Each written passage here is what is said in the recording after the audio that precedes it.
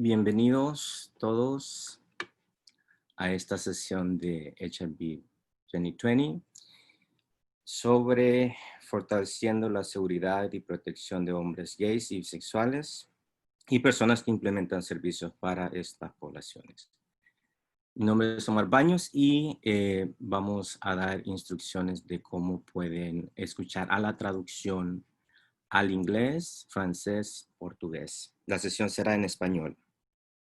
En su pantalla pueden ver abajo que dice interpretación está circulada en la pantalla. Pueden hacer clic en ese icono y ahí pueden seleccionar el idioma al que quieren escuchar la traducción. De nuevo, la traducción será al inglés, al francés y portugués y ruso.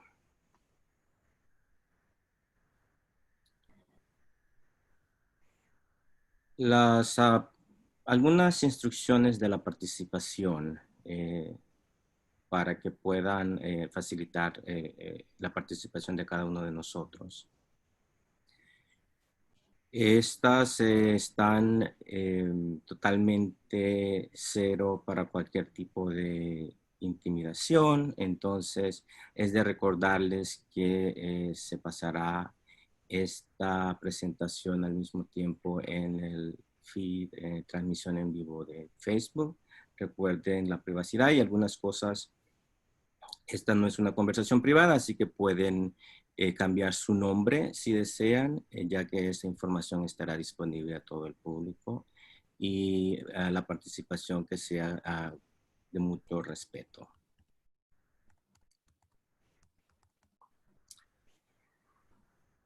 Y bueno, vamos a iniciar entonces con las sesiones. Mi nombre es... Ahora creo que sí puedo poner mi pantalla. Bienvenidos todos, mi nombre es Omar Baños, soy asesor técnico de EMPAC, una organización global que trabaja en pro de la salud sexual y derechos de hombres gays y bisexuales. En esta sesión, fortaleciendo la seguridad y protección de hombres gays y bisexuales, tendremos la participación de 4 expertos en el área, con Gonzalo Aburto, el doctor Jorge Saavedra, y Sergio López y Robin Dayton. Haré la presentación de cada uno de ellos en su momento. Un poco las instrucciones. Vamos a tener intervención de cada uno de los participantes, luego habrá unos minutos de preguntas y respuestas y continuaremos con el siguiente presentador. Las preguntas y respuestas estaremos utilizando el cuarto de preguntas y respuestas, así que allí pueden escribir sus preguntas o comentarios y yo me encargaré de compartir con la audiencia esas preguntas y les pediré a las personas que están presentando que aporten a esas preguntas. Esta sesión está pensada para profundizar en temas de seguridad y protección para hombres gays y bisexuales y también de las personas que trabajan con esta población en los servicios de VIH en Latinoamérica y en otras partes del mundo. Así que estaremos hablando de temas, por ejemplo, de la criminalización del VIH y de hombres gays y bisexuales. Estaremos hablando de los riesgos y qué hacer en cuando las personas que implementan servicios se encuentran en riesgo por el trabajo que realizan. Algunas estrategias se compartirán alrededor de eso. Se hablará un poco sobre la situación de Venezuela y Centroamérica, de la migración y cómo eso afecta la seguridad y protección de estas poblaciones. Y también tendremos una aportación sobre la participación política de jóvenes gays y bisexuales, qué se puede hacer y qué es lo que significa para el movimiento.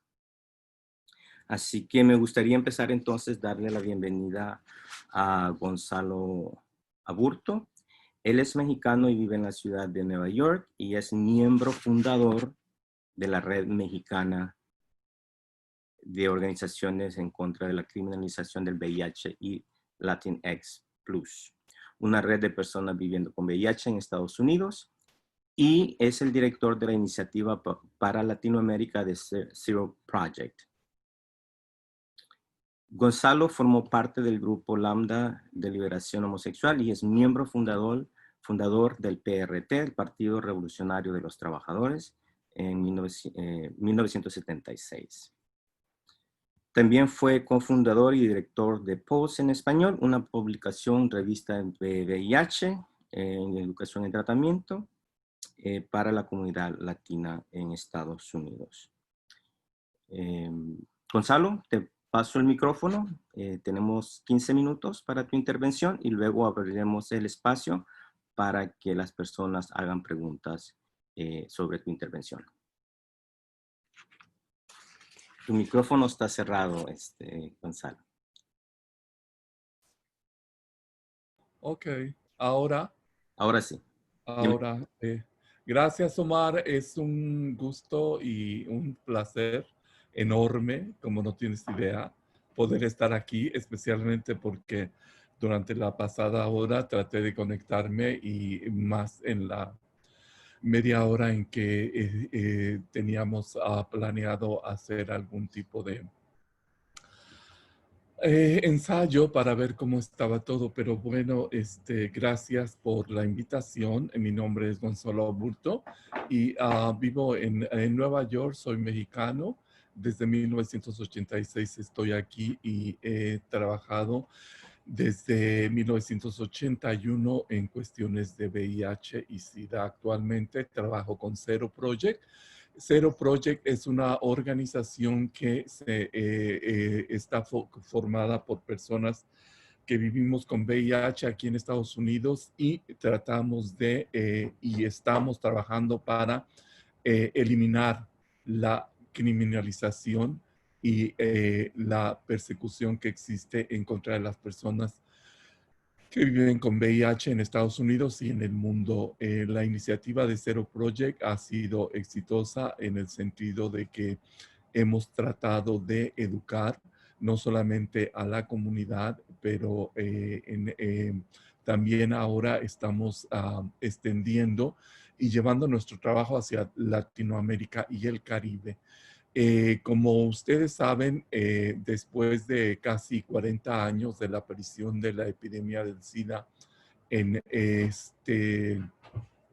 ha sido una lucha en contracorriente desde el principio y puedo decir que una de las cosas más importantes que ha sucedido en términos de la lucha en contra de la epidemia del SIDA es que nos ha enseñado que la organización de las personas que viven y vivimos con VIH a través de todos estos 40 años ha sido la herramienta que nos ha permitido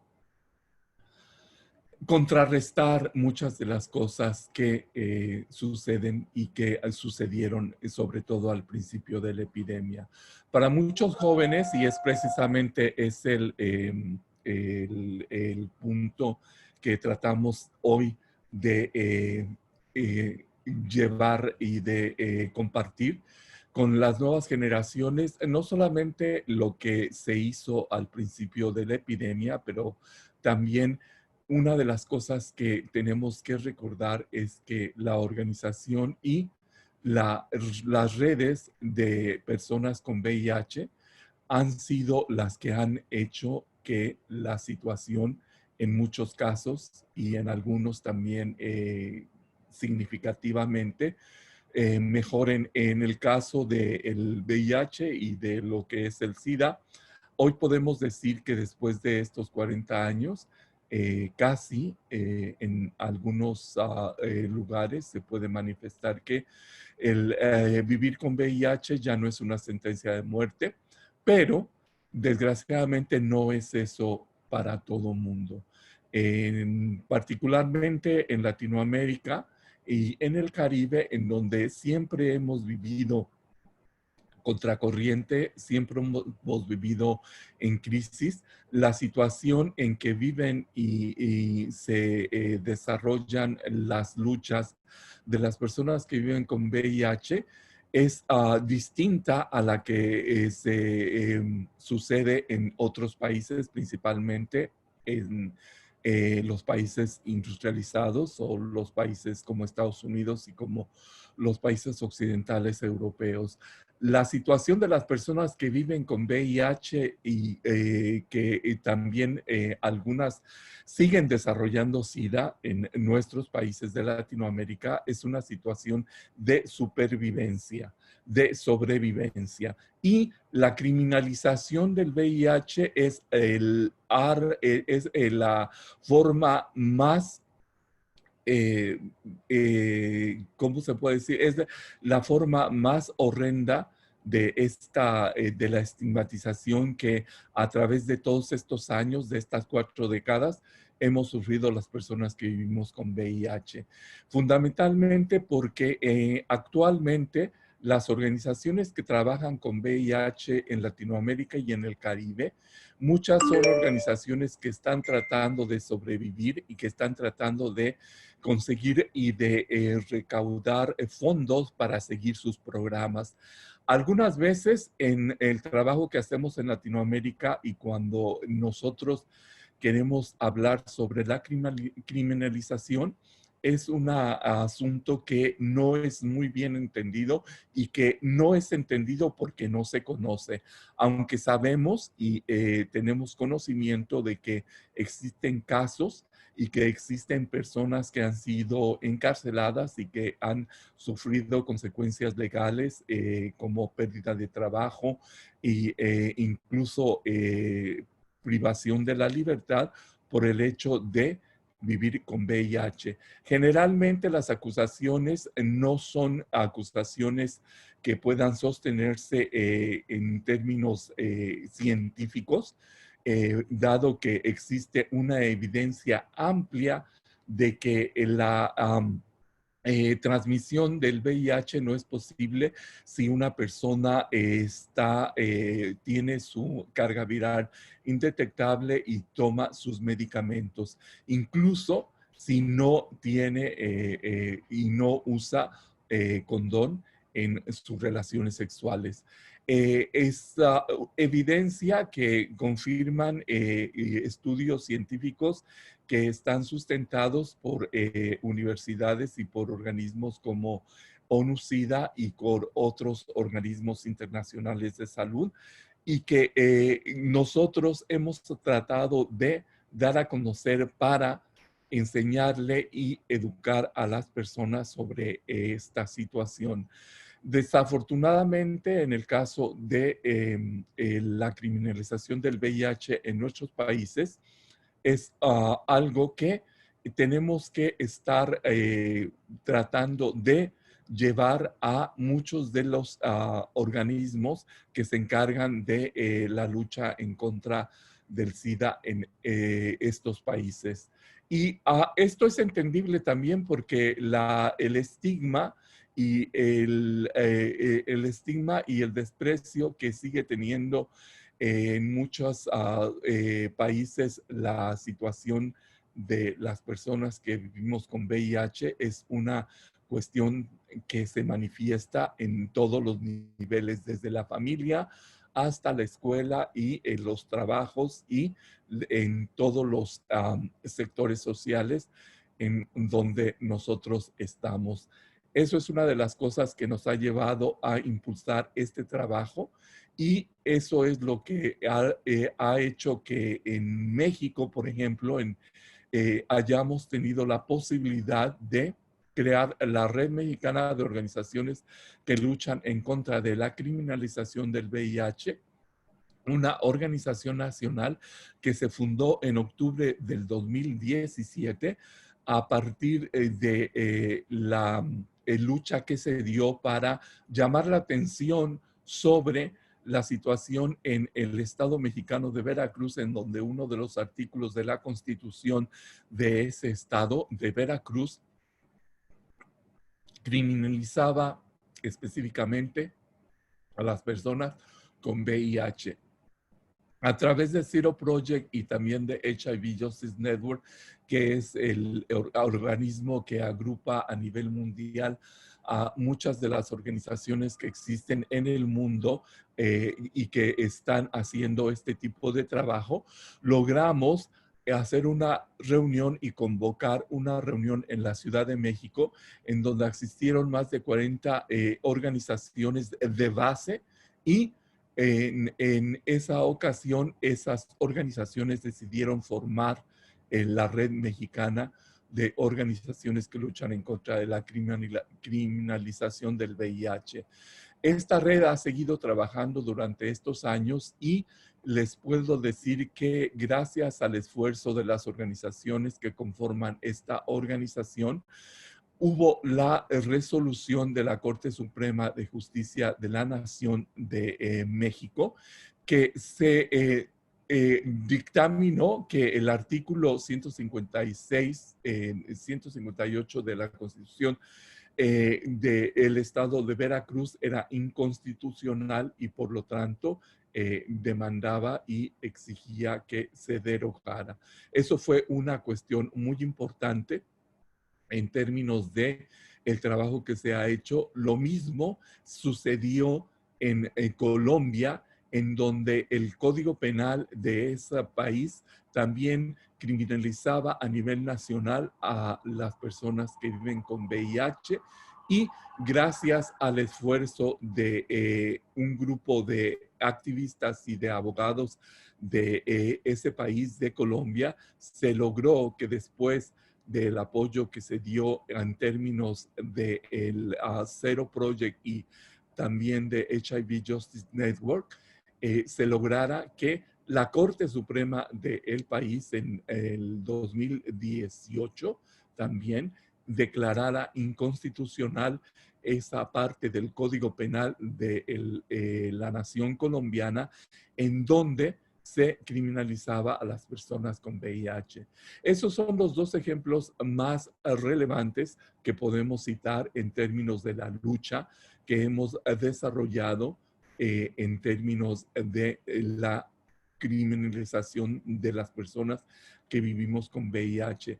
Sabemos que para los jóvenes es importante conocer este tipo de lucha, porque la realidad que viven los jóvenes que se enfrentan a estas situaciones está muy lejana de ser lo que se vivió al principio de la epidemia, cuando el estigma era mucho más fuerte y cuando el desprecio y el sufrimiento que vivían las personas con VIH era de una forma increíblemente muy fuerte. Eso ha cambiado gracias a la lucha que han dado precisamente las personas que viven con VIH y las personas que vivimos con VIH a través de todos estos años. La historia de la epidemia nos enseña que los cambios que se han logrado y el hecho de que los jóvenes hoy tengan supuestamente, y lo digo entre comillas, el beneficio de tratamientos y de medicinas que pueden hacer que la condición del VIH se viva de una manera crónica como otras enfermedades, ha sido precisamente por el hecho de que las redes de organizaciones de personas que viven con VIH han sido los motores que han impulsado los cambios en todo este proceso. Eso es algo que tenemos que rescatar y eso es algo que tenemos que compartir con los jóvenes. Hoy, en muchos lugares de Latinoamérica, en muchos lugares, incluso aquí en Estados Unidos, en donde se podría decir que todo está resuelto, no es así. Las cifras nos enseñan que la mayor cantidad de nuevas infecciones de VIH entre los jóvenes latinos de Estados Unidos y entre los jóvenes de Latinoamérica se está dando entre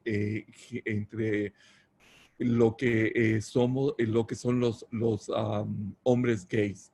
Y eso es algo en donde tenemos que volver a enfocar la cuestión de la educación, de cómo no es solamente el hecho de que porque hoy existe el PrEP o la profilaxis de la pastilla para prevenir el VIH, eso es la receta mágica que nos va a hacer que todo lo demás desaparezca.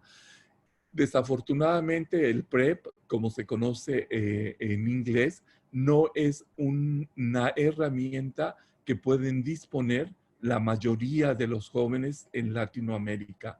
La mayoría de las personas que viven con VIH en Latinoamérica están más preocupadas por conseguir una buena condición de vida.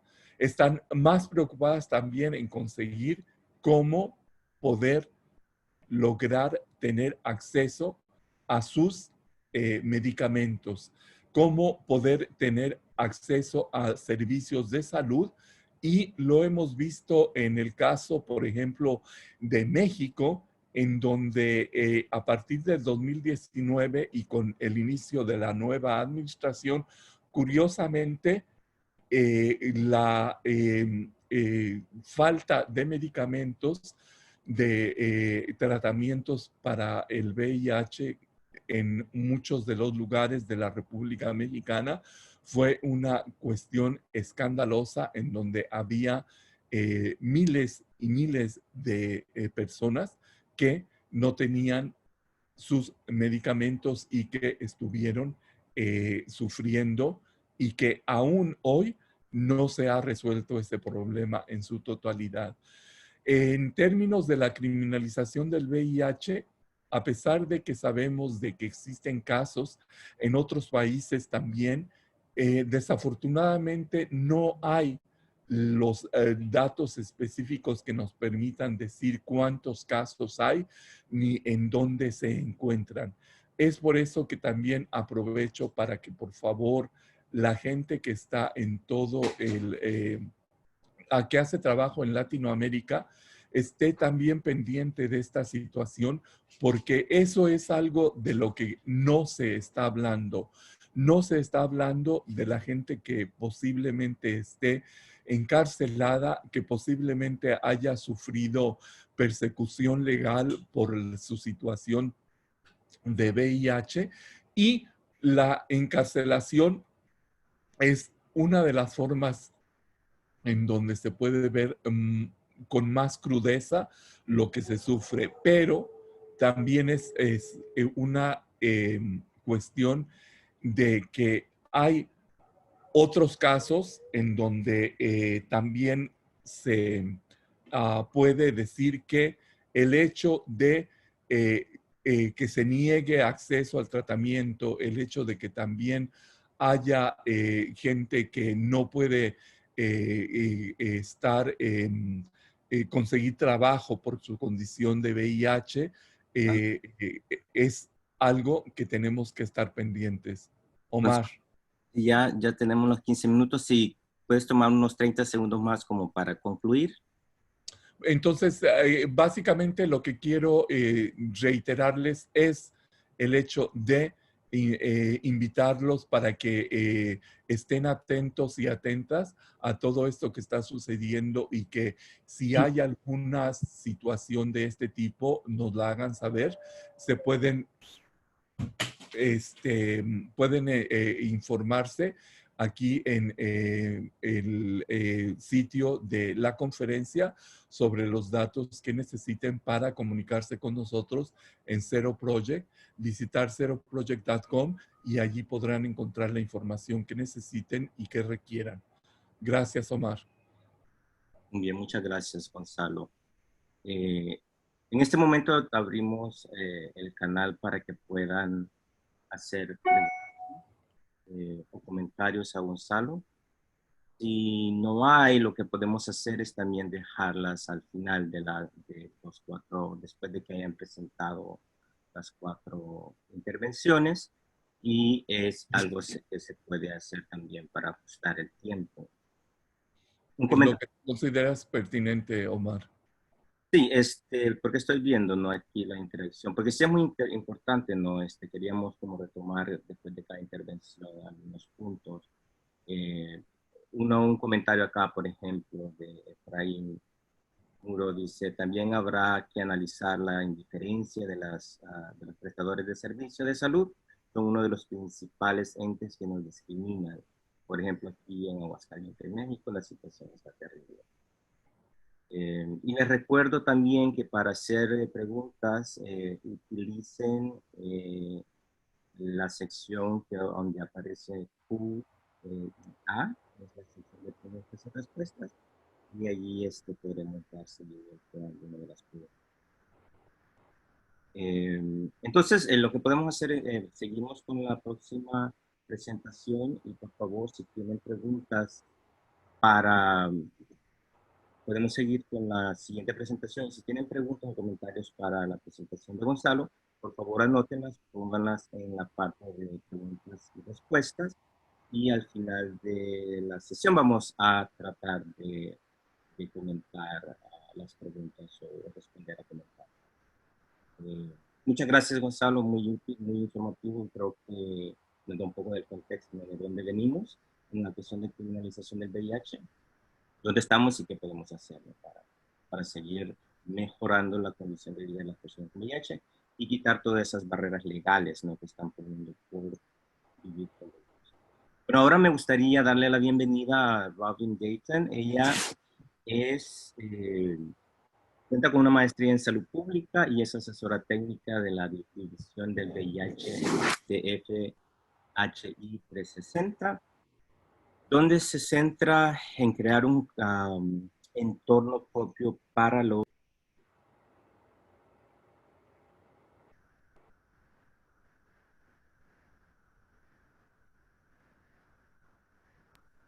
Perdón, alguien me puso mute.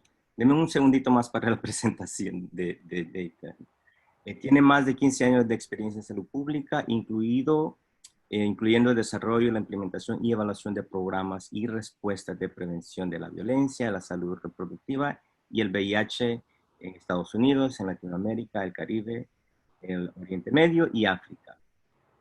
Y dirige los esfuerzos de la organización FHI 360 para fortalecer la seguridad de las personas que implementan programas de VIH bajo los proyectos de Linkages y EPIC, que son apoyados, financiados por USAID y PEPFAR.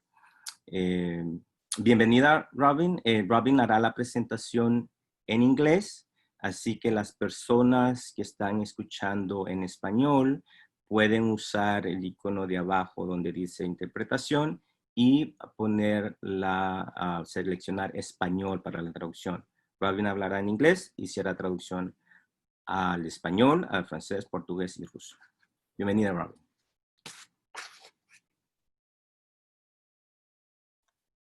All right, thank you so much, Omar. I'm going to start sharing my screen. So just let me know when that's successful, when you can see that screen.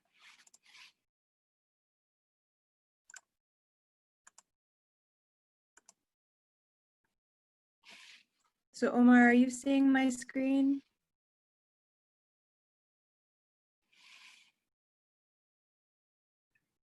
Yes, yes we can. Okay, perfect. All right, so I'm gonna start with video, but then I understand that for both the Facebook live stream and also later when we're using online polling, it's better if I just present my slides. So for this first slide, it's really wonderful to be here with you all.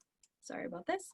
Okay, it's wonderful to be here with you all, and just thank you so much to the organizers, the other panelists, and also the interpreters.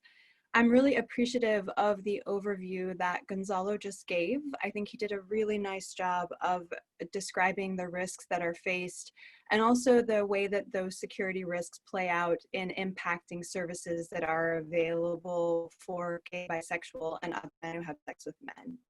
So what I'm going to be focusing on today is actually what we can do to prevent and mitigate harms to those who are providing the services. And we'll talk a little bit about the wide range of groups that are included in that group of HIV service implementers. And while what I share will focus on implementers, it really will also be relevant largely to other community members who are impacted by security issues. So I'm going to go ahead and switch off video. I can figure out how to do that, okay? And now I'm going to keep going with my slides. All right, so my objective for our time here together is really to review some tools that we've developed, processes that we've developed to strengthen implementer security. These include a stock-taking survey, guidance, and then training materials. What I really hope you'll take away from our short time together is that while security challenges faced by key population implementers are very real and can have very serious consequences to individuals and to organizations, there are ways that implementers can increase their security. And especially when those efforts include other stakeholders, such as donors getting involved. And just so we're all on the same page about what we mean by security, we're talking about being free from risks or harm that come from intentional violence. So I won't be speaking, for example, about personal protective equipment for COVID-19 or hurricane preparedness. This will be about those who wish to cause harm to individuals because they're implementing key population programs. For a bit of context, the security work that I'm presenting here has really evolved under the USAID and PEPFAR supported Linkages project and continues on into the EPIC project. Both of these projects focus on service delivery, so our security efforts extend across the prevention, care, and treatment cascade that you see here. When we first began our focus on implementer security, we found a gap in formal approaches to protecting key population program implementers from intentional harm. There has been a much longer and formal documented approach to protecting beneficiaries. So for example, Avahan in the early 2000s, or LGBT-led rights-focused organizations working on security of implementers, for example, through the Dignity for All Consortium. At the same time, when we were looking to see what had been formalized, we saw that there had been a lot done to actually document the harms caused. So this report from Impact Services Under Siege goes through the ways that especially organizations led by key population members are targeted with violence for the work that they do. So recognizing that there was a gap and that we wanted to be able to move forward and implement across our own projects and also to support others, Linkages partnered with Frontline AIDS to develop a security toolkit. And this included impact from civil society organizations on the ground so that we could document their best practices. It included the global networks and also included those lessons learned from, for example, Avahan or Dignity for All. Linkages then partnered with Synergia, one of the Dignity for All Consortium members, to develop a training that I'll go over with you all today. And then we began working in the past year in the Middle East and North Africa with the Arab Foundation for Freedoms and Equality to really expand our work and think even more about hostile environments and how we do security in those settings like Gonzalo talked about, where the laws haven't changed, where HIV and homosexuality are still criminalized. So I just want to give one more word on what we're talking about, because after this, I'm going to ask all of you all to let me know what's happening in your contexts. So for us, when we speak about security, we're including attacks on individual workers or organizations. So it could be, for example, deregistration or an attack on reputation. We're including physical, sexual, emotional, and economic abuse of workers. These can happen in the virtual or real world.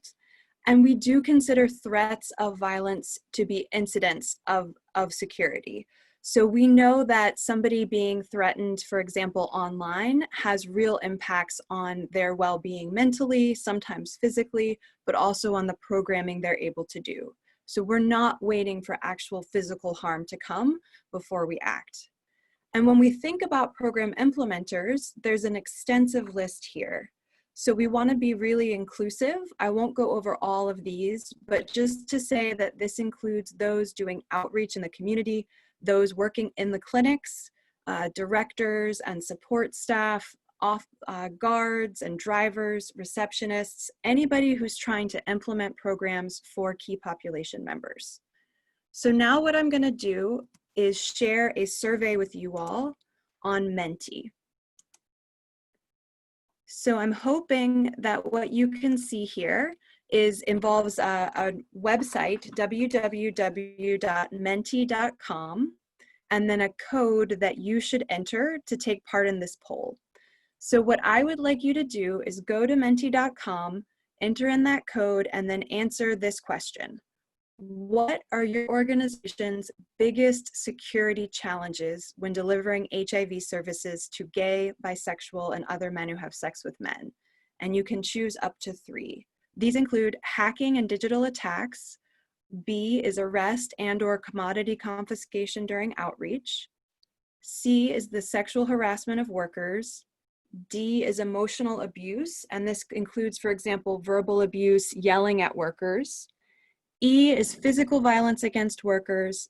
F is blackmail or attacks on the reputation of workers, and G is other. And if you select G as one of your choices, please go ahead and write into the chat, number 1 equals, or other equals, and then let us know what it is that you're talking about. So I see that 1 vote has come in. Thank you so much.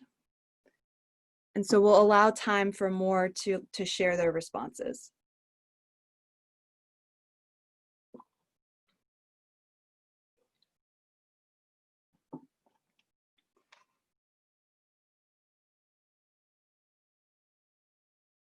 Great. So it looks like the website is working well. And I apologize, I can't see the chat. So Omar, if anybody's having issues with the website and you need to call that to my attention, please do. We'll let you know, but so. Okay, thank you. Okay, we'll let a few more responses come in.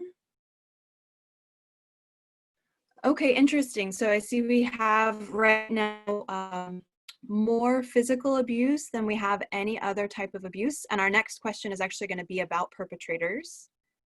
I see a fair amount of hacking and digital attacks, and so it sounds like a lot of people are doing online programming.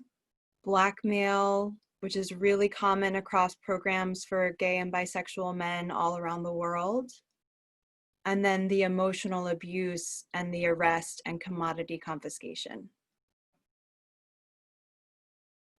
Okay, so I apologize to anybody who wants to enter a response and hasn't yet been able to. I do want to keep going.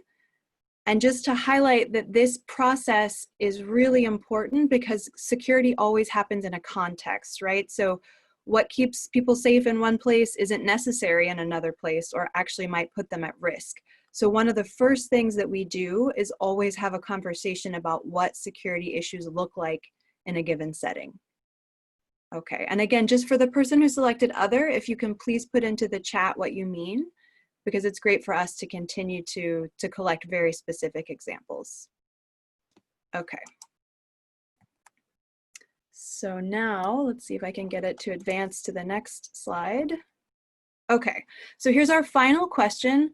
Who are the common perpetrators of abuse against workers at your organization? And here you can choose all that apply. So we have A, which is police and law enforcement. B, local, national government or authorities, so the local government there. All right, great, it's changed. I see votes coming in. C, general public. So for example, when you're out doing outreach, the verbal abuse that might occur. Family or neighbors of workers is D. So people who might do any kind of abuse because they know about the work that you're doing.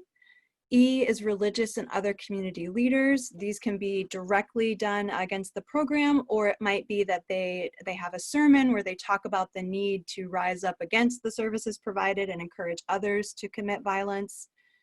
F is program beneficiaries, and we do put this here because we do hear about some cases, for example, of sexual harassment. And then again, G is other. So if you select G, as I see someone just did, if you can please put that into the chat, what you mean by other, and hopefully we can return to that if we have time during the question and answer. Okay, so again, this is super interesting. And so thinking about the last answers and how these align, we saw that there was a lot of physical violence. We saw that there was some commodity confiscation and arrest during outreach. And so it lines up then that the police and law enforcement, local and national government authorities can be involved in all of that. And then in the Latin American context, just thinking about religious and other community leaders who can play such a large role. So again, thank you. And this one will remain open, but I am going to go back to the PowerPoint slides, and we will make this poll available at the end so that you can see the responses. Okay. So now what I want to touch on briefly is what do we do then with that information? So we know that there is an issue and we want to be responsive. This is the process that we follow within EPIC and linkages to do the work to make sure that we're keeping implementers as safe as possible. So as an overview, there is a stock taking done at the individual level, there's a training, and then there's support to implement security plans. So I want to go into a little more detail on each step. Step 1, the most important takeaways from this are that we really try to be expansive in our thinking about security. There are a lot of different ways to stay safe. These different domains are really diverse, so all the way from cultivating and sensitizing external allies under A to keeping data and communication safe under G. What we hope each person will do is take away that there are a lot of options, and then they decide what it is that they're already doing. If they're doing it, they give themselves a yes. If they're not doing it, but they believe it's important, they give themselves a no. If they're doing it to some extent, they give themselves a somewhat. And if they really feel this is not applicable in their context, they give themselves a not applicable.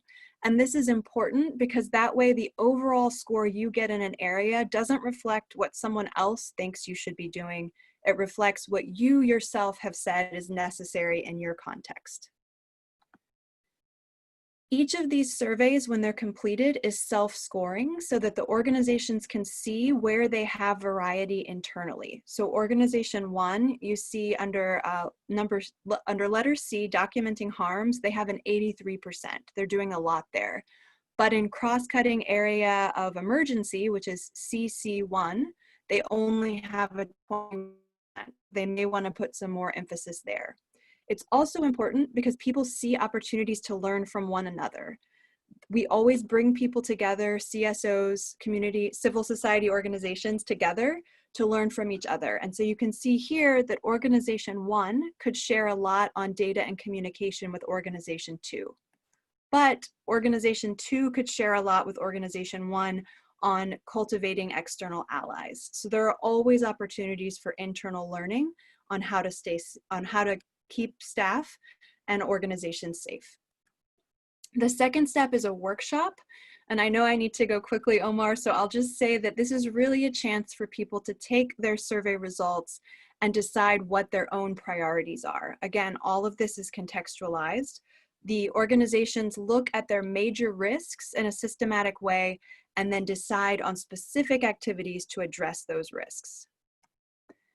This is the formula that we use to help people think about their risks. They want to imagine a very specific risk. So for example, we have here peer educators at a specific hotspot will be arrested during outreach. That's the fear of the program. They think about the threats that make this risk more likely. So in this case, there has been verbal abuse and commodity confiscation by law enforcement, which sounds like a common occurrence for many of you all. The vulnerabilities they feel they have is that outreach is done by peer educators who are more likely to be harassed. It occurs at night and transport is on foot. So those are the vulnerabilities. And then their capacities are that their peer outreach workers carry ID cards that show they're connected to the Ministry of Health. They go in pairs. They have airtime in case they encounter issues. They're ready to share a non-controversial message, and their whereabouts are tracked via logbook and GPS. So we encourage CSOs, civil society organizations, to look at this formula and decide, do we need to do anything to limit vulnerability or add capacity? Here, the organization decides, you can see in red, that they will no longer do transport on foot, they'll start to use taxis, and that they want to begin to have senior law enforcement trained on the objectives of their programming. So this takes away one vulnerability and adds one capacity. Obviously more could be done, but it gives you a sense of how to do that planning. And the overview is really that we want to go from here which is I hope you're seeing a scale where the existing capacities are far outweighed by the threats and vulnerabilities. And we want to get closer to a situation where our capacities are equal to or greater than the threats and vulnerabilities. So we do that by adding new capacities and reducing vulnerabilities. And that's a lot of what we touch on and what civil society organizations learn from each other. We also go over some overarching recommendations, and we do this because we really want to make sure that the responsibility for the security of implementers is explicitly considered in the program plans and as a budget line item. And we try to support implementers in having these conversations with funders as well. And then we want everyone to know that a safe workplace is the employer's responsibility. So it's not the case that everyone should use their best judgment, right? Of course you should use your best judgment. But if you're training peer educators to go out and do outreach, then the organization should tell them, if you are stopped by law enforcement, here is what you should say. Here is the name of our lawyer. Here is the lawyer's phone number. Here is what we will do to help if you are arrested, right? So those decisions lie with the organization to be communicated to the worker so that that person can then act according to what's already been planned. And then finally, step 3, we encourage everyone to leave the training with and then implement a security plan. And the security plan, again, is going to catalog your vulnerabilities, catalog your existing capacity, and then share the required capacity.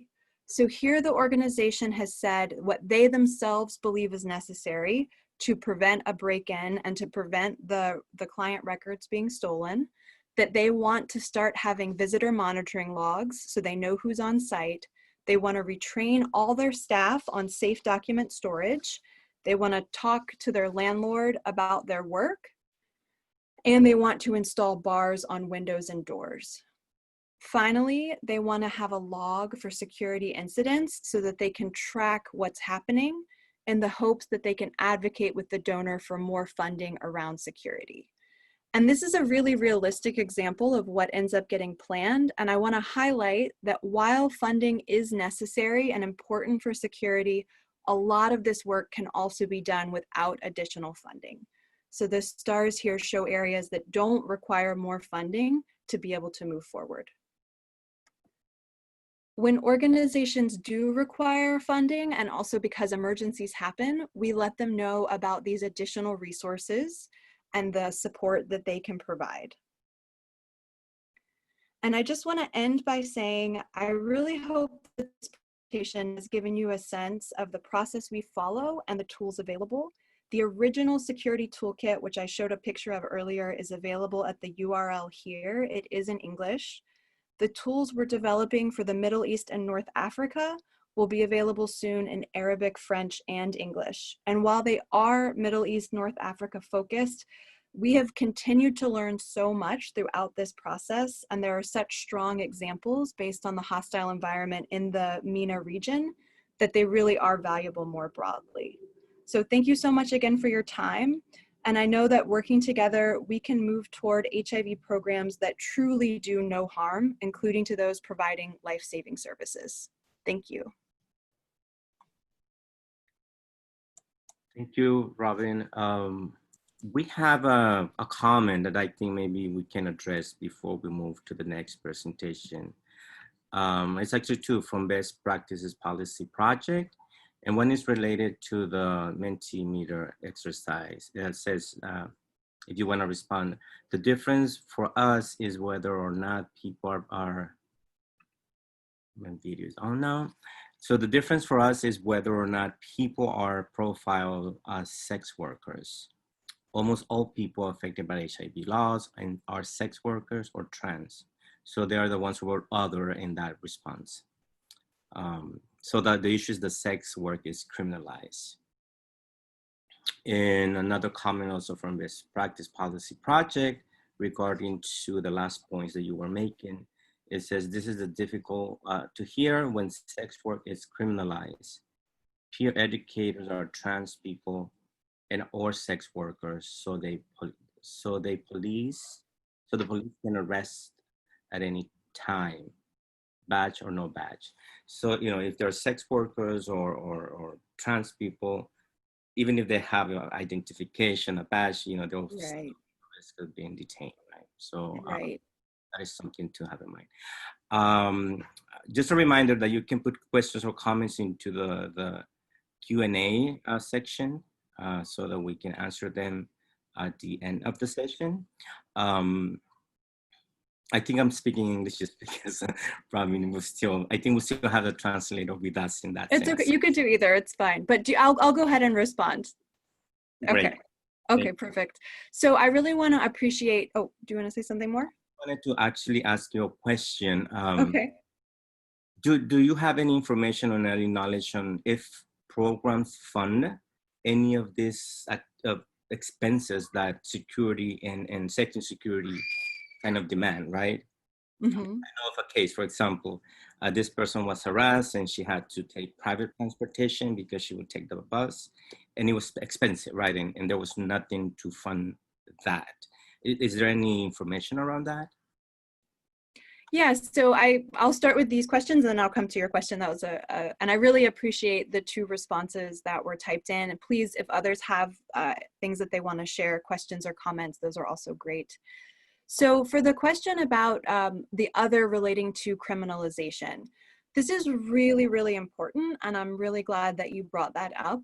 A lot of what we focus on security of HIV program implementers focuses on immediate risks that they face and the response to those immediate risks. So it's kind of solutions in to the day-to-day challenges so that organizations have the time and space to do work such as decriminalization. So if you're successful in decriminalization, you absolutely are safer in your implementation. But because that takes time, we really want service delivery to be able to happen safely or as safely as possible right now. So we really do try, although we talk about building allies, being able to work in coalition to do things like changing laws, we focus on those day-to-day things that can be done in a little more quicker of a time period. So we do have to absolutely work toward things like decriminalization at the same time. And what our hope is that by being safer day to day, we have the energy and the space to do that. To the second one about, you know, when sex work is criminalized, they can arrest you no matter what. I really want to acknowledge and validate that point, and that does absolutely happen.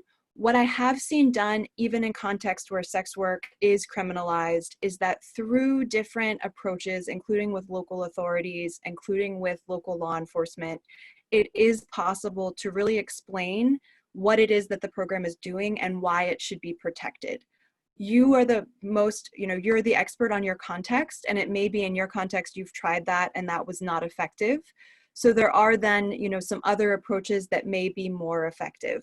But in some places, even with criminalization, there has been the ability to protect or at least reduce the impunity of officers who are acting, including when they, you know, aren't even carrying around their own badges, right? But working against the violence that law enforcement can do is absolutely something we can do even in criminalized context. For the question of funding, what I have seen done and what we do in some of our programs, you know, depending, as I said, PEPFAR and USAID funding is what we're working with primarily. We have had some cases where we've been able to offer small grants because that was a local priority of the donor to be able to fund security. So for example, in the Middle East and North Africa, every organization that developed a security plan was then given the opportunity to have that plan funded or some portion of it funded and technical assistance provided to be able to carry that out. So it really does depend, you know, some of these things, again, you can justify not even necessarily because of the security question, but because of best practices, right? So sending 2 peers out at a time is absolutely a way to stay safer. It also has some benefits programmatically beyond safety. So there are costed issues that come with this that we do have, people are finding creative ways to fund, and in some cases they are explicitly funded. Great, thank you. We have a few more questions and comments, but I think we'll retake them at the end. Okay, no problem. Thank you. Thank you very much. Sé que hay unas preguntas o comentarios en la sección de preguntas y comentarios. Vamos a retomar esas preguntas antes de que terminemos la sesión. Para poder continuar con nuestro tercer participante. Sergio López de Somos Gay estará dándonos su intervención. Sergio es un activista gay y oficial de programas de Somos Gay, una organización de base comunitaria con la innovación de estrategias efectivas contra la homofobia, la respuesta integral al VIH y la promoción y defensa de derechos humanos en Paraguay. Y Sergio estará haciendo su intervención en el tema de la participación de jóvenes gays y bisexuales en procesos políticos y cómo esto es una intersección también con las cuestiones de seguridad y protección de nuestra comunidad. Sergio, bienvenido. Gracias, sí, muchas gracias, Omar, y también a todo el equipo de la conferencia JV 2020, que, bueno, sigue favoreciendo espacios como estos para seguir discutiendo sobre muchos asuntos que nos afectan, ¿verdad? Me permito también enunciarme desde nuestras redes. Yo formo parte de una organización llamada Somos Gay, pero también colaboro con la Red Gay Latino, que en su formato más extenso tiene que abordar, digamos, necesariamente temas como de seguridad personal, temas de seguridad colectiva también. No me gustaría continuar con una presentación sin abordar un poco un comentario que se realiza en el chat, que sí comprendo totalmente la postura del Best Practices Policy Project al respecto de que no se podría, también viniendo de contextos complicados como se han abordado y se han mencionado, me cuesta un poco también necesariamente abordar una discusión de confianza con la policía, que son fuerzas que constantemente han brutalizado a nuestras comunidades históricamente. Entonces entiendo también las propuestas que se pueden dar desde ciertos espacios en particular que se brindan de esa asistencia técnica y nos encantan porque nos ayudan a las comunidades que prestamos servicios también a seguir haciendo ese trabajo sin exponernos, ¿verdad? Pero también abordando que es muy difícil realmente para nosotras como comunidades entablar o abordar siquiera, entretener una idea de entablar confianza con la policía, ¿verdad? Habiendo dicho eso, sí me gustaría abordar también otras cosas que me convocan para este espacio, ¿verdad? Agradezco muchísimo la presentación de Robin, porque creo que cubrió de manera bien extensa y en detalles los aspectos programáticos para seguir prestando servicios que son críticos de salud para nuestras comunidades, en particular aquellas que se relacionan con el VIH, pero también en otros contextos, como por ejemplo el impacto que ha tenido ahora el COVID-19 en las estrategias de VIH. Es innegable y es incluso ingenuo para muchos de nosotros continuar sin revisar esas estrategias y adaptarlas, ¿verdad? Me gustaría también hablar o comentar un poco sobre mi experiencia personal, pero también el proceso que venimos llevando con Somos Gay en Paraguay, pero también como catalizador de otros movimientos y de otras movilizaciones sociales en la región, ¿verdad? Un poco me gustaría abordar cosas que son de vital importancia para mí, en particular como un activista basado en un contexto que no siempre favorece movilizaciones sociales. Me parece muy importante abordar dos temas y creo que podría ser una de las lecciones que se pueden llevar de este espacio. Me gustaría abordar el tema de la seguridad un poco personal, pero también cómo construir en colectivo redes de confianza y de que nos puedan garantizar estas críticas que realizamos a veces entre los movimientos sociales a sistemas que nos oprimen, ¿verdad? A veces hace parecer como que las movilizaciones sociales que lideramos se tornan violentas, pero siempre se ve desde un lado en el que ya, o sea, cuando se enuncian estas movilizaciones son radicales o violentas, nos parece que se dan desde contextos en los que se tienen una garantía de derechos y un ejercicio de derechos. Para nosotras las movilizaciones sociales que lideramos se dan en un contexto de necesidad, porque todos nuestros derechos han sido violentados toda la vida, desde épocas del colonialismo hasta ahora que venimos arrastrando esos males, ¿verdad?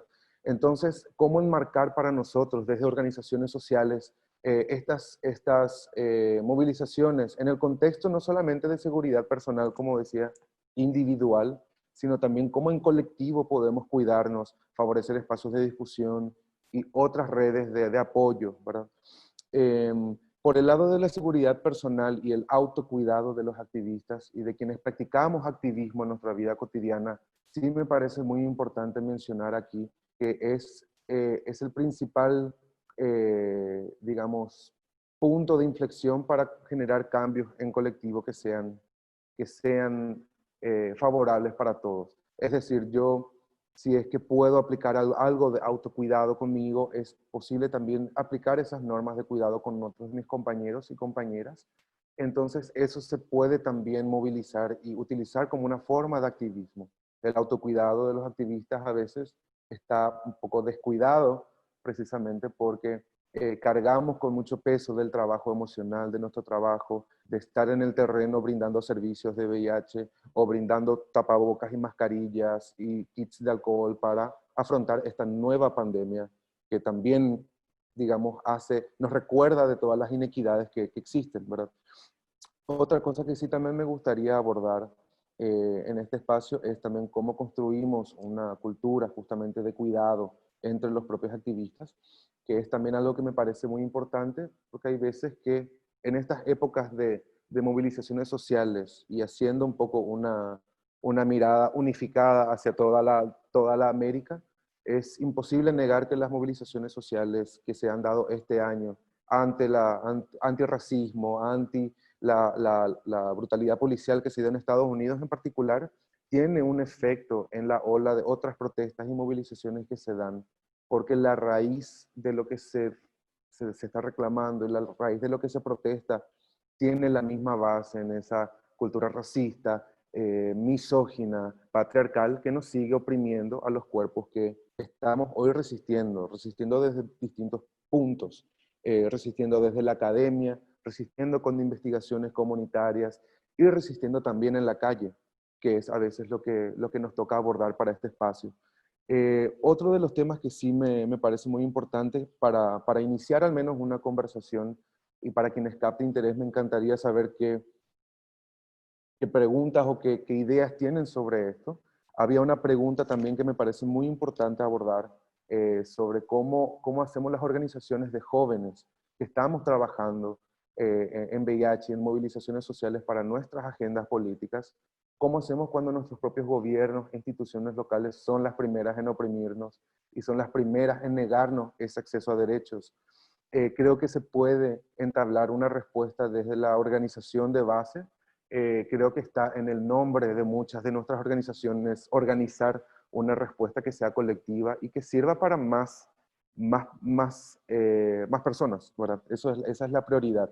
Pero principalmente me gustaría abordar la desarticulación de nuestras organizaciones también de varias estructuras que son violentas por naturaleza. Intentamos muchas veces formar parte de comités, sean nacionales o sean otros espacios de trabajo en los que no se aborda una discusión de disparidad de poder, y es ahí donde tenemos un problema en el que queremos solamente encajar en un comité o en un lugar en el que se vuelva a reproducir prácticas autoritarias, que a nosotros como cuerpos que resistimos la violencia de VIH, la violencia de la homofobia, la violencia estructural racista, patriarcal, que siguen siendo nuestros cuerpos, los mismos cuerpos que siguen resistiendo a eso. Entonces, sí me parece importante ante esa pregunta de cómo hacemos cuando no podemos acceder a financiamiento, cuando no podemos acceder siquiera a insumos básicos.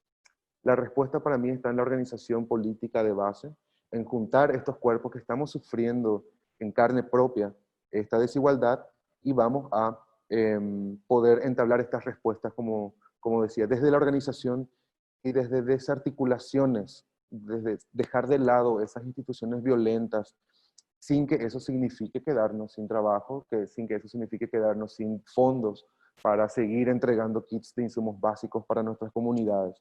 Nuestro rol siempre fue el de brindar servicios y es muy bueno que estemos abordando una discusión necesaria sobre cómo hacemos esto en seguridad, no solamente personal en la que tenemos que habilitar una conversación necesaria sobre cuidado, y también la seguridad colectiva de nuestras redes, cómo lideramos protestas sociales.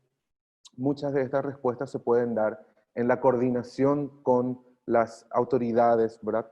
Pero reconociendo, y por eso no quería dejar de abordar el tema que se mencionaba en el chat, ¿verdad? De que muchas veces nos cuesta y a veces es ingenuo pensar que se podría entablar confianza con los famosos systems in place, esos sistemas que están ahí naturalmente para oprimirnos, porque no conocen otra. Entonces me gustaría mucho, capaz dejarlo ahí, no sé si estoy en el tiempo límite, pero me gustaría dejarlo aquí por el momento, y si hay alguna pregunta, o Omar, si me indicas cómo continuamos, pero Claro. me parece muy, muy interesante hasta ahí. Gracias. Y tenemos un par de minutos más si quieres, Bien, o podemos bien. los comentarios que hayan puesto preguntas. Pero yo creo que la pregunta que estabas comentando, ¿no? De las organizaciones de jóvenes, ¿no? Tienen ciertas limitaciones en acceder a recursos. Una de las cosas Exacto, que piden los que financian proyectos es cuánta experiencia tienen, ¿no? exacto. Un reto, ¿no? Que pocas organizaciones y Sí, donantes toman en sí. consideración, porque Sí, también, y que sobre eso sí perdón, tengo por lo menos una idea construida ya al respecto, porque últimamente estoy bastante enfocado, digamos, en nombrar apropiadamente estos eh, sistemas de desigualdad, estos sistemas de poder, digamos. Entonces, en cuanto a la experiencia que se nos atribuye a los jóvenes tener, muchas veces es tan eh, sub no sé cómo decirlo, no se aprecia, no se valora de la misma forma que se apreciaría, claro, organizaciones que pueden llegar a ser jóvenes en una identidad superficial, pero son bien adultocéntricas en la práctica, porque se acuerda desde las agendas de financiamiento que las personas adultas a cargo equivale a más experiencia, a mayor facilidad, pero para mí el reto está no en seguir probando que los jóvenes tenemos, o que las organizaciones de jóvenes tenemos capacidad, sino darles la vuelta y demostrar directamente cómo se hace, exigiendo este financiamiento.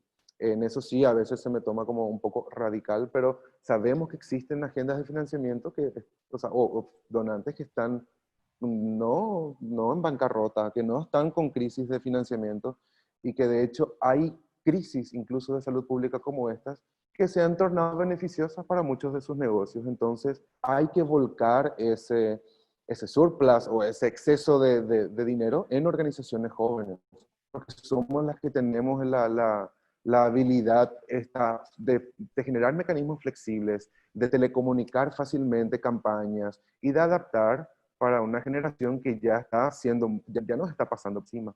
Entonces, por ese lado, sí me gustaría reflexionar desde nuestras comunidades jóvenes, ¿verdad? De que el problema no está en nuestra falta de expertise.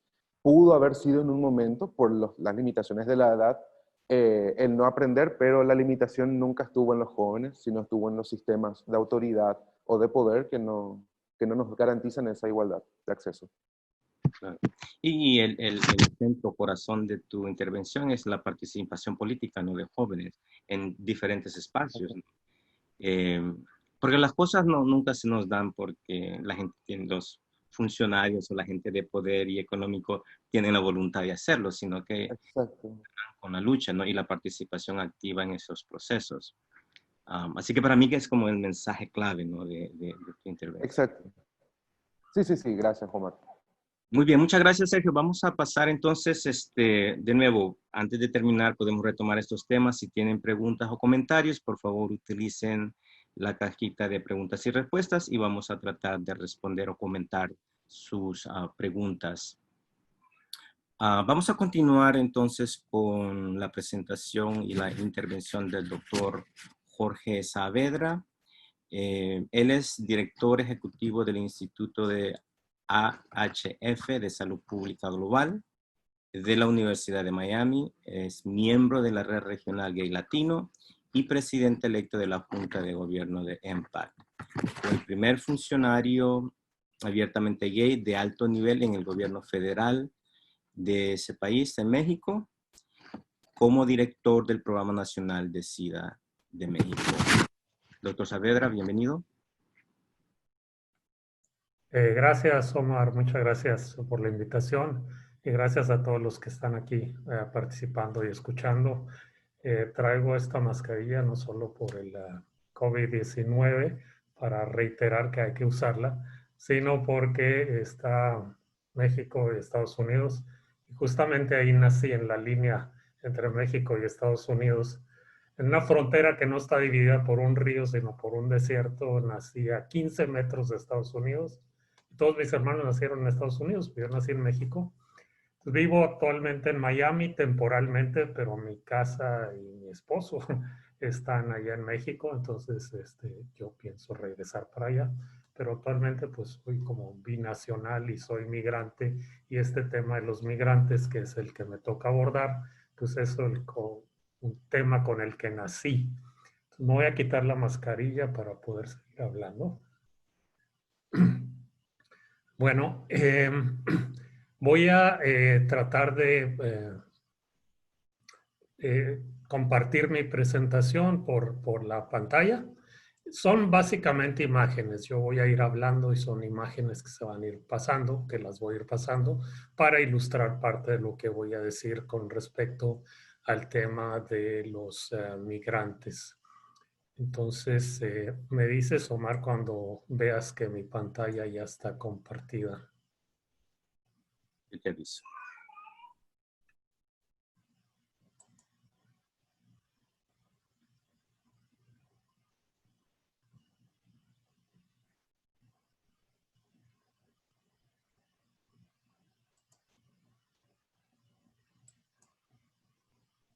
¿Está? Sí, ya está. Si lo puedes poner en la pantalla completa. Es lo que estoy tratando de hacer ya. Ok, perfecto. Okay. Bueno, en esta ocasión creo que tengo que cerrar mi video para que salga bien, o puedo continuar con el video. Sí, puedes continuar con el video, tengo entendido. Está bien. Okay. Me voy a concentrar en la cuestión de la migración masiva, porque migrantes siempre ha habido de todos los países, en todos los sentidos, de un país en vías de desarrollo a un país desarrollado, de países desarrollados en vías de desarrollo, de todos lados. Pero el punto es, en este caso, es la migración masiva, y sobre todo la migración masiva reciente, que se ha presentado como un fenómeno bastante importante, pero también preocupante en el caso de Latinoamérica, especialmente en dos partes del mundo. En esta, que es Centroamérica, pero en especial lo que se llama Triángulo Norte, que son Guatemala, El Salvador y Honduras, y la otra es la de Venezuela hacia otras partes de Latinoamérica. Entonces, básicamente, la migración masiva de Honduras, Guatemala y El Salvador se ha dado hacia México. Claro, realmente México no es el destino de ellos, sino es Estados Unidos, pero muchos, bueno, no terminan realmente en Estados Unidos, sino se quedan en México, y algunos se regresarán a sus países. Y en el caso de Venezuela, pues prácticamente a todo el mundo, pero en especial hacia Colombia y hacia algunos de los países vecinos y cercanos como Brasil. Perú no está tan cercano, pero también hay grandes flujos hacia allá, a Chile, Argentina, a Centroamérica incluso, y a México y por supuesto Estados Unidos y Europa. Entonces esas son las migraciones masivas a las que voy a hacer referencia dentro de mi presentación y que voy a ir ilustrando. Seguramente estas imágenes las vieron ustedes cuando se estaban presentando las crisis.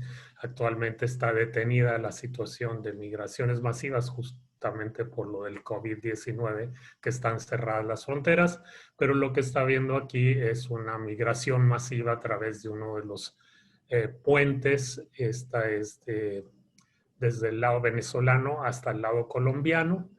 y esta es del lado guatemalteco hacia el lado mexicano, y prácticamente si yo no les digo que este es Guatemala y no les digo que aquí es Venezuela, pues ustedes ven exactamente lo mismo, un puente lleno de gente desesperada queriendo abandonar su país de manera masiva.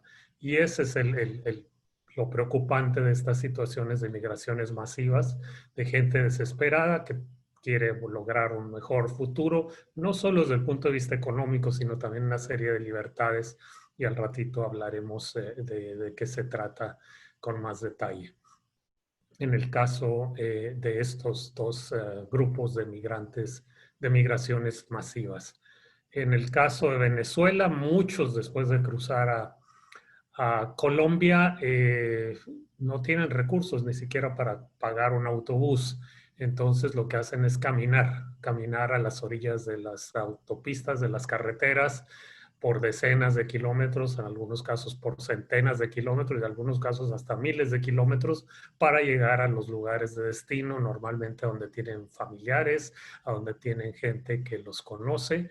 Y entonces en el caso venezolano es desesperante verlos cómo caminan por las carreteras de Colombia para llegar a sus diferentes destinos porque realmente no tienen para pagar el autobús o para pagar cualquier otro tipo de transporte.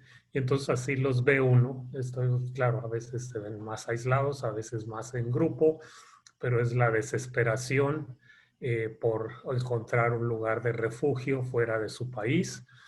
En algunos casos, como fue en el caso de Guatemala, México, cuando se cierra el puente para que no puedan entrar, pues la gente se baja y cruza por el río, por las partes no tan profundas del río, que es donde se ve aquí esta migración masiva, casi que yo diría huida masiva hacia México, en el caso de los migrantes de Honduras, El Salvador y Guatemala especialmente.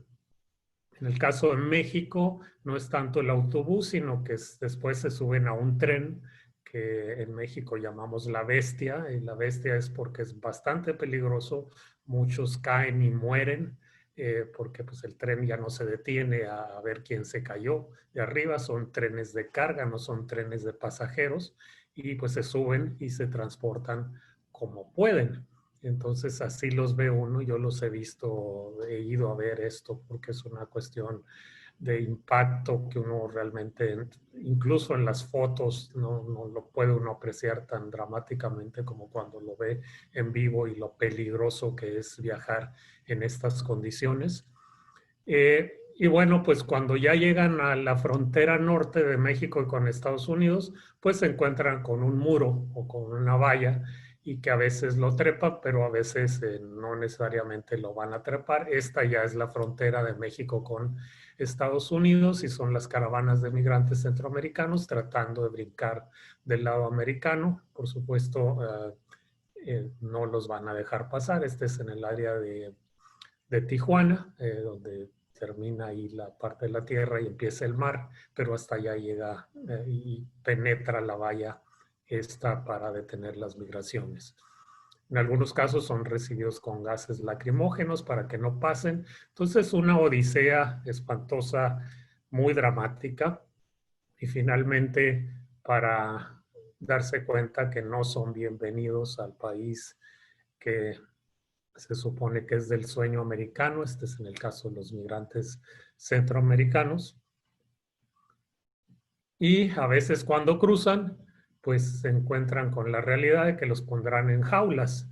Y esto estaba pasando en Estados Unidos, todavía pasa en Estados Unidos, donde ponen grandes grupos de migrantes en jaulas, es decir, como si fueran animales, no solo a los adultos, sino también a los niños, a los menores de edad.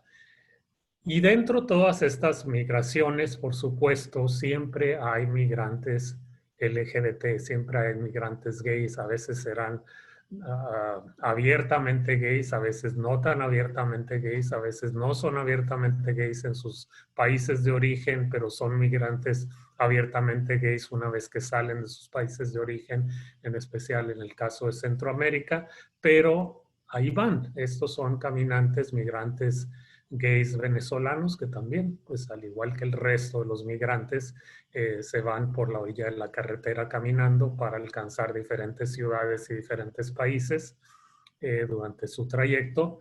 En este caso son migrantes centroamericanos en México que consiguieron ahí un aventón, como le decimos en México, ride, que se le llama en Estados Unidos, para poderlos llevar más rápido a la siguiente población. En México, por ejemplo, ya se sabía que venían dentro de las caravanas de migrantes, muchos migrantes LGBT, aunque antes de cruzar a México no eran tan abiertamente LGBT, sino eran más bien, estaban escondidos, pero ya habían mandado el aviso que venían.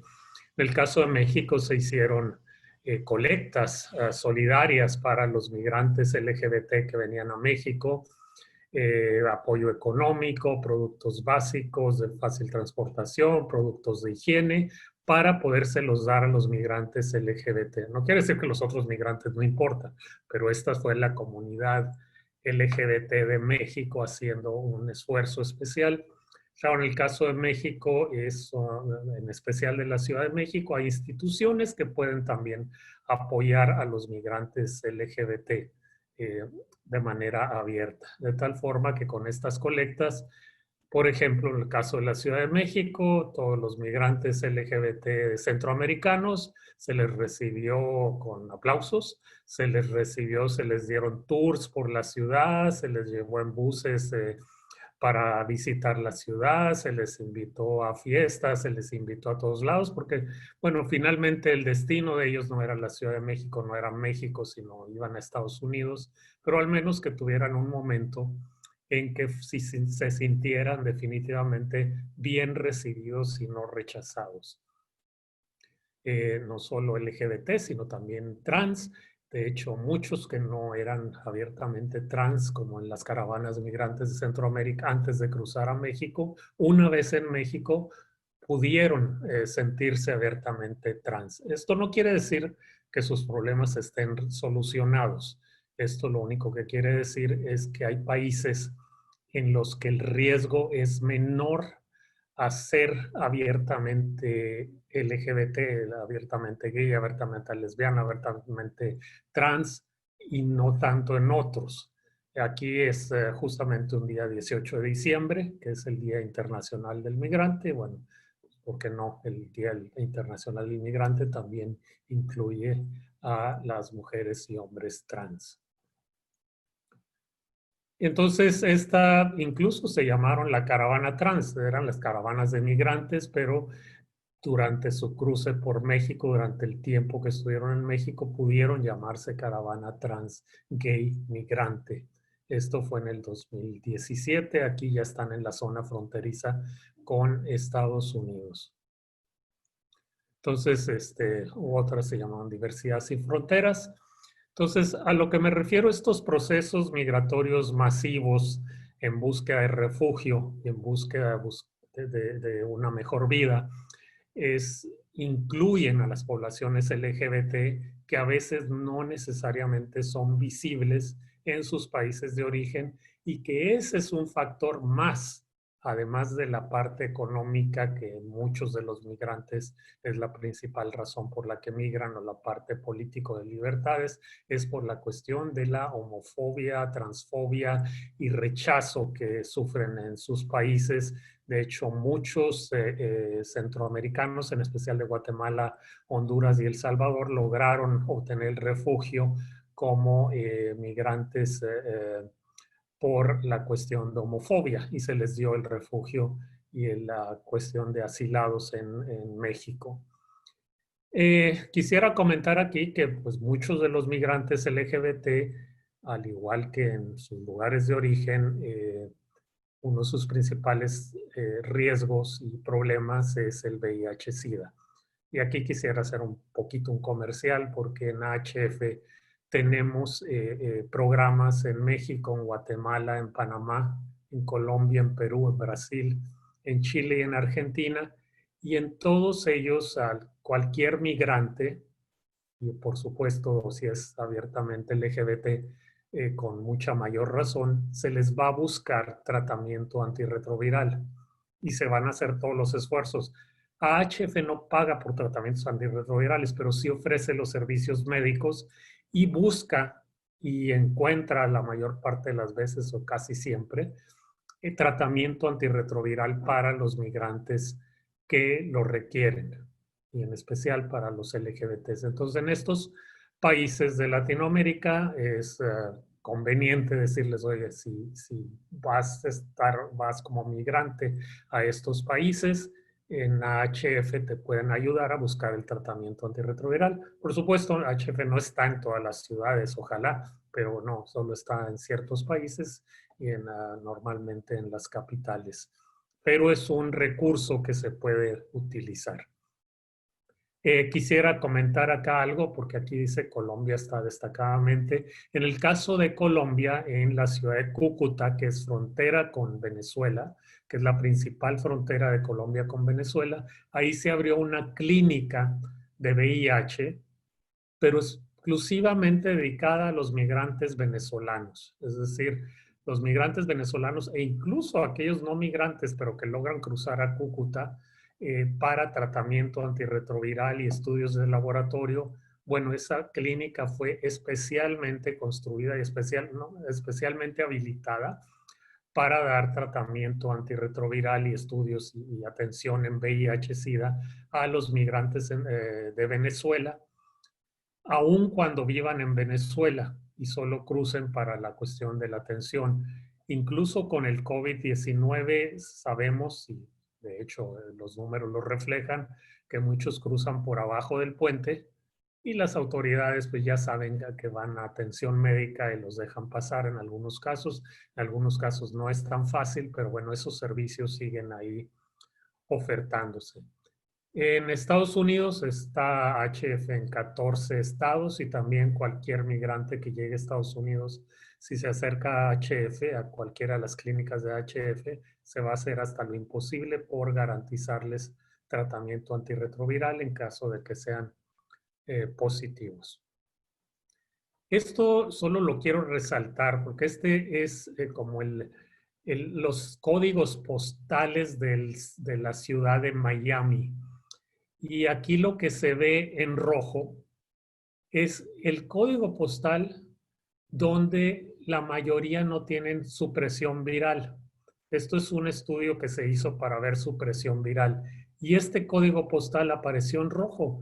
Y justamente este código postal cubre un área de Miami que se llama Doral, que es básicamente venezolanos, los que viven ahí. Es decir, mucho del problema de sus países de origen lo vienen cargando y es necesario solucionarlo en el país al que lleguen. Pero esto se refleja también en la cuestión de la escasa atención que tenían desde el inicio en Venezuela y aún se refleja cuando llegan a sus destinos de origen, en este caso es a Miami. En Latinoamérica es la única región del mundo en desarrollo en donde ningún país tiene leyes que criminalizan las relaciones sexuales homosexuales. El último país en eliminar su ley nacional que criminalizaba las relaciones homosexuales fue Panamá en el 2008 y eso fue una estrategia coordinada que hicimos entre activistas internacionales y de México con los activistas de Panamá, porque iba a ser la primera vez que la Conferencia Internacional de SIDA se realizaba en Latinoamérica y entonces empezamos a mandar desde días antes, semanas antes, el mensaje que de toda Latinoamérica el único punto rojo que iba a ser señalado públicamente y tratando de avergonzarlo públicamente era Panamá, porque era el único país de Latinoamérica que todavía tenía una ley que criminalizaba las relaciones sexuales homosexuales.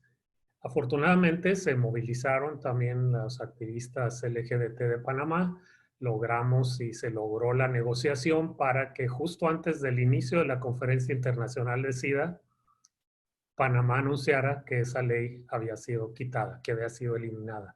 Por lo tanto, en este momento, esto no quiere decir que no haya homofobia, quiero aclararlo. Lo que quiere decir es que no hay leyes nacionales que criminalizan las relaciones entre personas del mismo sexo, las relaciones sexuales entre personas del mismo sexo. Esto no quiere decir tampoco que haya matrimonio igualitario en todos los países, no. Esto quiere decir que a diferencia de otras regiones del mundo, en Latinoamérica no hay este tipo de leyes. Ahora, esto no aplica para la zona del Caribe, la zona del Caribe no hispano, es decir, muchos de las pequeñas islas de la zona del Caribe, que son países en sí mismos, la más grande es Jamaica, bueno, también aplica en el caso de Haití, que hablan francés, pero en estos países no aplica eso, es solo la cuestión latina, la parte latina de Latinoamérica, es decir, que hablan portugués o español. A eso se refiere que ya no hay ni un solo país que tenga una ley que criminaliza las relaciones homosexuales y el último fue Panamá en el 2008. Jorge, disculpa, un minuto más. Sí, ok.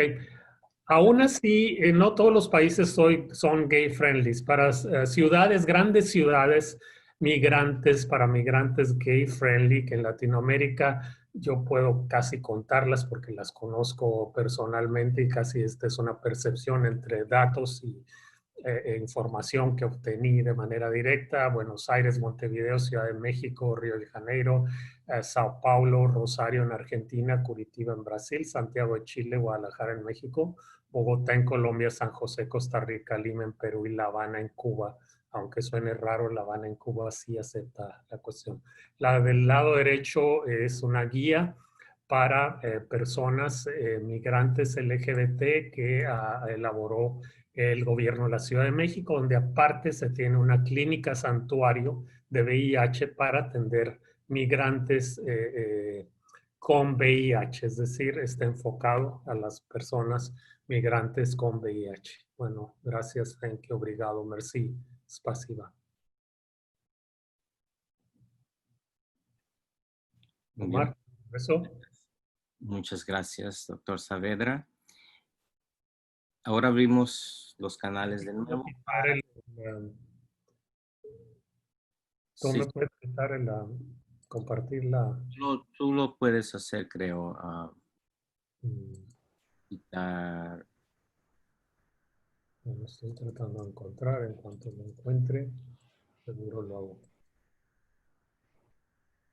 Pero bueno, Bien, bueno, mientras solucionamos eso, podemos abrir el canal para preguntas o comentarios que tengan sobre tu intervención, sobre la migración de, bueno, en Latinoamérica, ¿no? Aunque te enfocaste un poco en Centroamérica y Venezuela, pero obviamente Centroamérica es uno de los países con gran migración también.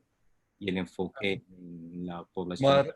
Si me permites, Gonzalo Aburto aquí. Sí, Gonzalo. Quería yo un poco continuar con la intervención del doctor Saavedra en el sentido de que yo vivo en la ciudad de Nueva York, una ciudad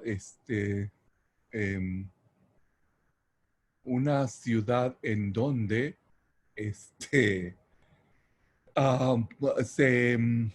nos enorgullece decir que somos una ciudad de inmigrantes. Y en Estados Unidos yo siempre he dicho que en Nueva York es una ciudad única y es un estado único por ese sentido, porque en Nueva York, para mí, no es Estados Unidos, y en México decimos después del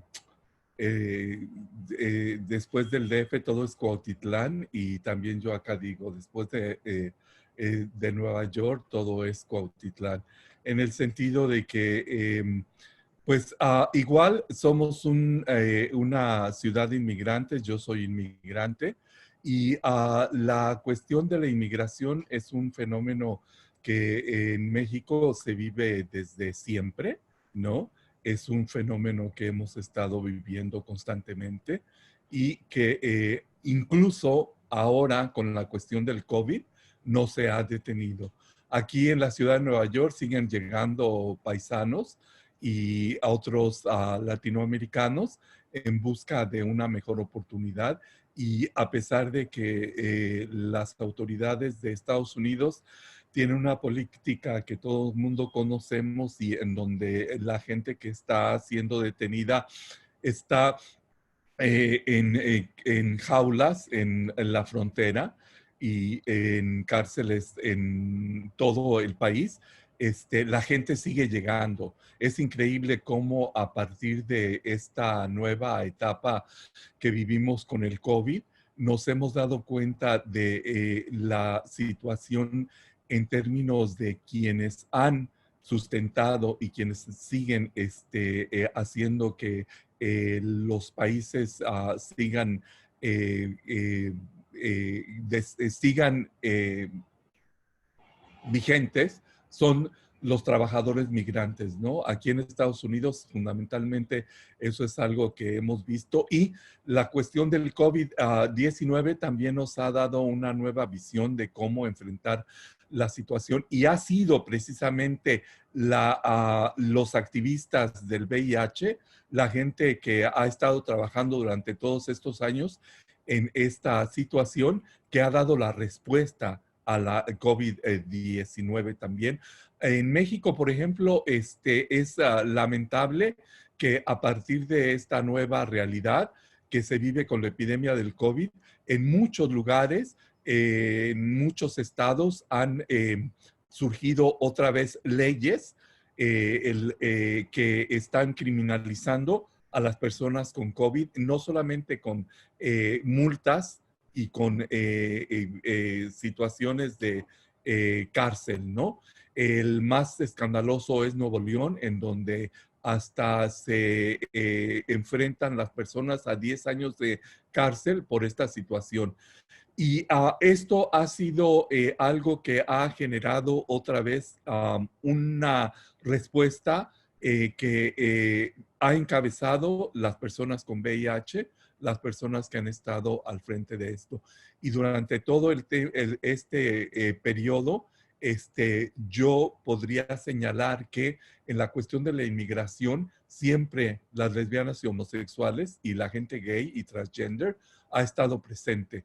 Aquí en Nueva York esto es algo bien claro, y no solamente en las grandes ciudades, sino en todas las ciudades pequeñas y grandes de este país ahora. Hay comunidades de latinos y latinas que están trabajando, y en esas comunidades hay gente gay y también transgenders.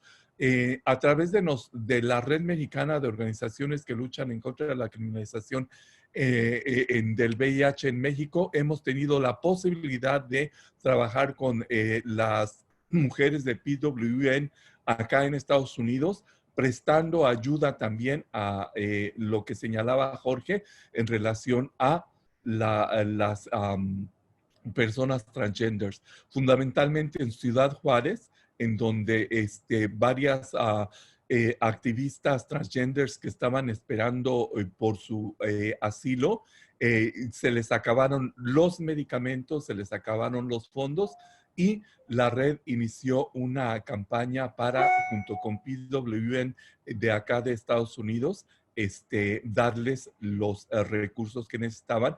Y afortunadamente, eso fue un poquito antes de que comenzara la crisis del COVID, y pudimos ayudarlas, y ahora están en el proceso de pedir su asilo. Pero también una de las cosas que ha sacado al aire el COVID, yo creo que es lo que es realmente lo desastroso que es el sistema, ¿no? El sistema al que nos enfrentamos es un sistema que ha estado vigente en base, y no es que me ponga flamenco ni nada por el estilo, pero ha sacado lo peor de lo que es el sistema capitalista, ¿no? Y en donde nos ha demostrado que somos desechables y que no les importa lo que suceda con comunidades que no tienen el poder económico, y todo lo que ha sucedido acá en Estados Unidos en términos de las respuestas que se han dado es precisamente eso, ¿no? La gente ha estado manifestándose, pero lo que sucede en este país es un ejemplo de que el sistema es un sistema que ha sido creado y está basado no solamente en la opresión, sino en la ganancia, y eso es lo único que importa. Y lo demás es eso, somos desechables y desafortunadamente la mayoría de la gente así nos ve, y eso es algo que tenemos que seguir luchando para cambiar, y sobre todo refrescarle la memoria a toda la gente para decirle que nada de lo que existe en relación a lo que podemos gozar las personas que vivimos con VIH, tanto en Estados Unidos como en muchos lugares del mundo, ha sido dado por que el gobierno o los gobiernos son magnánimos y dicen, sí, vamos a ayudar a esto. Todo lo que tenemos ha sido arrancado a base de esfuerzo, de trabajo y de sufrimiento. Nada nos ha sido dado gratis. Gonzalo, gracias. Y ese es el tema, ¿no?, que tocaba Sergio, no, con los jóvenes, ¿no?, que nada es dado de gratis, sino que se gana puro curso de trabajo, abogacía e incidencia y participación política. En el tema, ¿sabes?, de migración, porque hay que hacer la conexión, ¿verdad?, entre migración, lo que estamos hablando, la criminalización del VIH, la participación política de jóvenes LGBTI, jóvenes gays y bisexuales, y recordar un poco que el marco de trabajo de esta conversación, o el marco para esta conversación, se había planteado temas de seguridad y protección de hombres gays y bisexuales. Sabemos que está la población de personas trans, de trabajadores sexuales, los privados de libertad, ¿no? Estamos muy conscientes de eso, pero queríamos enfocar esta conversación particularmente en hombres gays y bisexuales. Así que si el 90% de los comentarios y la conversación ha sido sobre ese tema, es porque así se había planteado desde el inicio. Y no es que estemos ignorando las otras realidades, ¿no?, que sabemos que son muy, muy importantes. En el tema que Jorge estaba presentando, ¿no?, de migración, y vincularlo, ¿no?, a seguridad y protección, es el proceso, ¿no?, en el camino, por ejemplo, de Centroamérica a Estados Unidos. Hay muchos riesgos, ¿no?, de las poblaciones LGBTI, y Jorge hizo referencia a cómo en su momento recibieron algunos grupos de migrantes en la Ciudad de México, ¿no? Es una manera de mostrar empatía, de ofrecer protección y seguridad en ese momento, ¿no?, que es muy necesario. Uno de los comentarios, y creo que Jorge ya le contestó a la persona, hablaba de la situación de México, ¿no?, de los migrantes en México, y sobre todo de las personas que viven con VIH. En todos los países hay migrantes, ¿cierto? Y en todos los países hay necesidades de migrantes, en unos más que otros, ¿no? Así que es importante también retomar eso, ¿no?, que hay países con pequeños grupos de migrantes y otros con mayores grupos de migrantes que igual necesitan seguridad y protección, sobre todo si vienen de comunidades que históricamente han sido vulneradas, ¿no?, y abusadas por su historia. ¿Hay alguna pregunta o comentario de la audiencia? De nuevo les invito a hacerlas en la cajita de preguntas y respuestas. Mientras esperamos eso, no sé si alguno de... Quisiera hacer un comentario más, Omar. Es muy importante que aquellos migrantes que ya saben que tienen VIH, que tienen tratamiento antirretroviral, traten de negociar con su clínica, con su médico, que le den al menos 3 meses de tratamiento antirretroviral, porque al país que vayan, posiblemente van a encontrar tratamiento antirretroviral, pero no es inmediato, no es que de inmediato se los den. Siempre hay procesos burocráticos, administrativos que pueden prolongarse. Entonces, normalmente con 3 meses, en 3 meses y desde que llegan al país de destino, empiezan de inmediato a buscar continuación de su tratamiento antirretroviral. No va a ser de inmediato, entonces es bueno tener un colchón, una reserva de antirretrovirales. Esto también aplica para los migrantes de retorno, es decir, a los que deportan, especialmente de Estados Unidos, pero también de México, que negocien ese paquete. Ya muchas clínicas que atienden a migrantes o hispanos en Estados Unidos ya saben que a los que deportan se les tiene que dar, bueno, no es que se les tenga, se les puede dar 3 meses de antirretrovirales. Y eso es bueno que lo pidan porque si los deportan a México van a tener, se supone que tendrían otros 3 meses, pero a veces no son las cosas, no son inmediatas, no es que llegue uno, se me acabó el medicamento, necesito mañana. No, se toma tiempo y a veces se tardan hasta 3 meses. Entonces eso es importante. Se supone que en México, en todo el país, los capacits pueden dar tratamiento a migrantes hasta por 3 meses en lo que regularizan su situación y después cuando la regularicen ya entran porque el tratamiento es gratuito de acceso universal. Pero a veces si no lo solicitan o no lo exigen o no se asesoran con alguien que los guíe, eh, se los niegan, excepto en la Clínica Condesa de la Ciudad de México, que tienen una clínica santuario especial para migrantes con VIH. Pero es importante saberlo, que todos lo sepamos. Gracias por esa información. ¿Algún comentario de los otros panelistas que quieran retomar de su presentación? Bueno, pero también habría que tomar esto con cierta, no como una panacea, ¿no? Porque aquí precisamente en Nueva York, que es una de las ciudades de Estados Unidos en donde las personas que vivimos con VIH tenemos muchos de los beneficios que en otras ciudades no se tienen. Hay muchos latinos y muchos latinos jóvenes que no tienen acceso a tratamiento. No es algo que porque ya se dice que se puede conseguir, se puede hacer. O sea, tampoco lo tomen así al ras de que ya van a conseguir todo lo que puedan.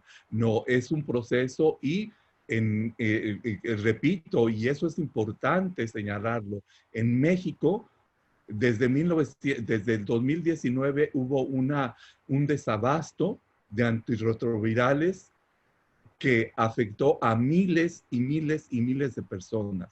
Y aún hoy en Ciudad de México también hay gente que sigue sin tener acceso a sus medicinas por ese desabasto, porque el gobierno federal decidió que iba a cortar con los proveedores que le daban servicios de medicamentos y lo hizo sin importarle que hubiera consecuencias. Cuando se le preguntó al señor que está en el poder en el Palacio Nacional en México, dijo, bueno, sí, va a haber muertos, pero eso siempre suceda.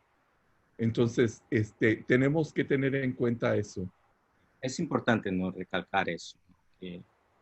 Que hay siempre limitaciones también en recursos y son procesos a veces que son muy difíciles para las personas, dependiendo del país, el contexto. Bueno, y en Estados Unidos dependiendo del estado, ¿no? No solo, Dependiendo del estado, cambia muchísimo. en los temas un poco de los que había tomado Robin, de la seguridad de protección de implementadores, de servicios, había un comentario en el chat que me gustaría que lo discutiéramos, ya tenemos pocos minutos, sobre que decía que era un poco insensible el comentario de decir que los trabajadores sexuales pueden trabajar junto con la policía para reducir riesgos en estas situaciones. Creo que es importante, ¿no? Y yo creo que Robin hizo esta mención, que depende del contexto, ¿no? Obviamente. En algunos contextos, en algunas experiencias, eso puede funcionar y ha funcionado en algunos casos. Y en otros sabemos que definitivamente eso por el momento no es posible, ¿no? Así que yo creo que es importante hacer esa aclaración para no parecer insensibles, ¿no? A esa situación. Nosotros sabemos muy bien que todo es contextual y de la experiencia de las personas en cada, no solo en cada país, pero en cada municipio, ¿no? En que se vive, porque a veces en el mismo país, en El Salvador, por ejemplo, yo soy salvadoreño, muy pequeño, pero va de municipio a municipio y los contextos pueden ser muy diferentes, ¿no? Así que no sé, Robin, si querías contribuir algo específicamente en ese comentario. Yeah, thank you so much, Omar. And I appreciate that comment from the participant. It really is true that everything is context specific, and there's not any one security recommendation that I would give that is always true, right? Like everything is context specific. So you as the implementer in your province, in your town, at your hotspot, you know what's safe and what's not. And the reasoning behind all of our materials is that you are in charge of deciding what's right for you. So we lay out a variety of options. We give case studies that other implementers have found to be beneficial, including in criminalized settings. And then it's really up to that individual implementer to decide what's right for them. And I know people have tried really hard to work with law enforcement and had terrible experiences. And it's not to say they need to revisit that again, certainly. It's really about, here's the whole world of things people have tried so that you can get ideas if you want them. And if there's a technique you don't ever want to try again, then that is absolutely your choice. We really think that people are the best place to know what's right for them. Thank you, Robin. Gracias, Robin. Yo creo que es importante, ¿no? También que veamos esto, la conversación y algunos comentarios y herramientas como eso, ¿no? Herramientas que pueden ser o no útiles al trabajo que hacemos, al contexto en el que estamos, con la población que trabajamos. Hay una palabra que dice adaptación, ¿no? Uno adapta lo que está afuera para ver si le funciona. Así que recalcar, ¿no? Que ese era el punto principal. Así que hay otra pregunta, Jorge, para ti específica. Yo creo que esa está bien específica. Está en el chat de preguntas y respuestas. Dice, para Jorge, el acceso a la clínica de Cúcuta se ha complicado desde el comienzo de la epidemia para las personas con VIH en Venezuela. No sé si le quieres contestar directamente en el chat, porque es bien específica, o si puedes hacer eso. Sí, se refiere desde el comienzo de la pandemia del COVID-19. Solo dice que se ha complicado de la pandemia, el comienzo de la pandemia, dice. Sí. Ok, sí. Sí, mira, no sé si él ya ha estado recibiendo atención en la clínica de Cúcuta. Realmente nosotros no tenemos mucho poder sobre las autoridades migratorias. Sabemos que a veces con la ayuda de la Red Venezolana de Personas Positivas y de otras organizaciones que están dentro de Venezuela, negocian ellos, cómo no sé, pero negocian con las autoridades migratorias y los dejan pasar, porque han estado llegando. Se ha complicado, pero han estado llegando. No sé exactamente cómo le hagan, ¿no? No sé si les tienen que dar dinero a algunos oficiales de ahí para que los dejen pasar o se pasan por abajo del puente.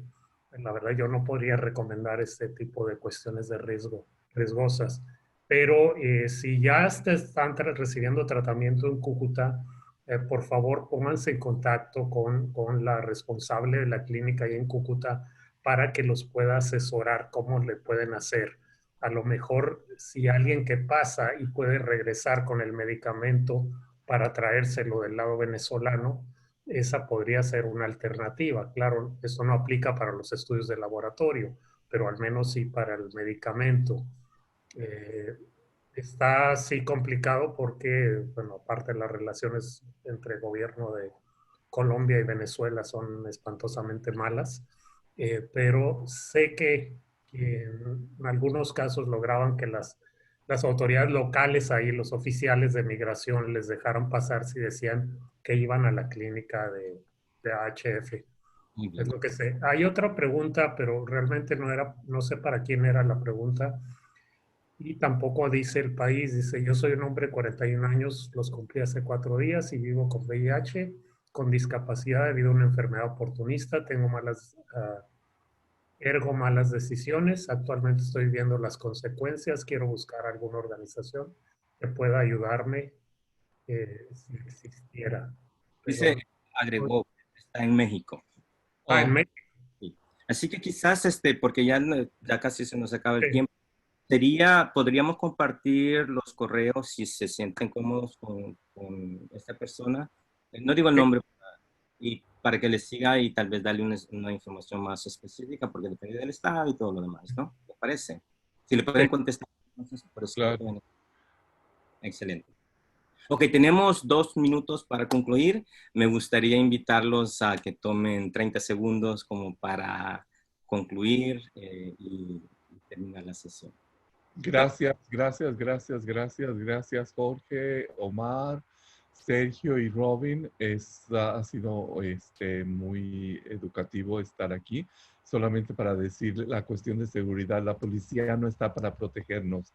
La policía nunca ha estado para cuidarnos. La policía siempre ha estado para proteger y proteger a los poderosos. La policía siempre llega después del crimen, nunca llega antes del crimen, y siempre cuando llega pone las cosas más peligrosas. Así es de que en el caso de la gente LGBT y transgender, la policía nunca ha sido ni será nuestro aliado. Muy bien, muchas gracias. Así ¿Sergio? mismo. Sí, también me gustaría hacer eco de eso. Vivimos lastimosamente en países y contextos bastante violentos. Y así como menciona Gonzalo, la policía no son fuerzas que están para protegernos, sino para proteger propiedad privada, que tampoco es de acceso para las personas LGBTI, ¿verdad? Agregando una mirada un poco más, qué sé yo, nativa y originaria de considerarnos vecinos en este un planeta que habitamos. Sí creo que sería importante también reconocer esas limitaciones de seguridad a las que todavía estamos expuestos. Solamente quería agregar un pequeño comentario que dejé un poco de lado durante mi intervención, que es también considerar la seguridad digital personal y también colectiva de las organizaciones. Quienes tenemos campañas digitales, hay servicios que se prestan de manera digital, informaciones sensibles que se suelen intercambiar mediante vínculos digitales que suelen ser a veces fácilmente qué sé yo, espiados o tipo también personas que no tienen un acceso confidencial pueden llegar a intervenir. Entonces eso también es algo para considerar en el trabajo de seguridad digital que compartimos. Y más que nada también agradecerles mucho por favorecer este espacio que es bastante necesario para esta discusión. Y gracias a todo el equipo. Gracias, Sergio. Robin, would you like to say a few words? Sure. So thank you so much. It's been a pleasure to be here with you all today. And I just want to highlight, two things. One is that anything that I shared today, I'm sitting in the United States. We're supporting countries around 35 countries in the U.S. right in the U.S. 35 countries in the world.